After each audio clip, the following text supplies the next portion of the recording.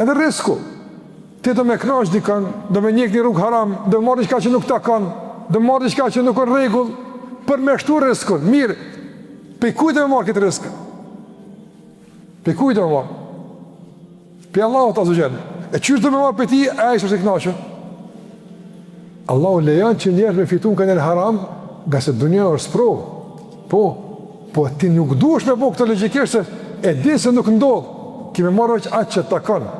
Përveç se rrugën ti ki me përzgjedh e pastaj në bazë rrugës të ki me u marrë në llogaria.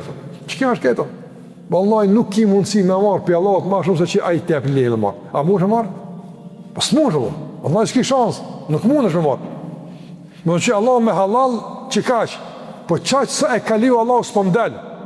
Duhet tash me marr me haram. Ai bën këtë që për marr Allahut më shumë se që ai ka liu.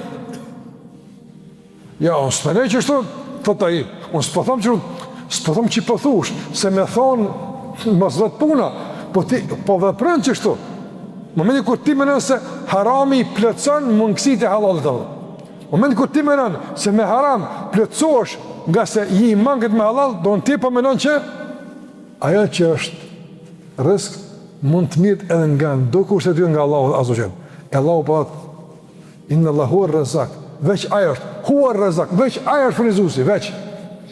Edhe në kuptim të parave, edhe në kuptim të dashnisë, edhe në kuptim të respektit, edhe në kuptim të kënaqësisë, vallahi ke ndër të Allahut ajën, ke ndër të Allahut azza wa jall.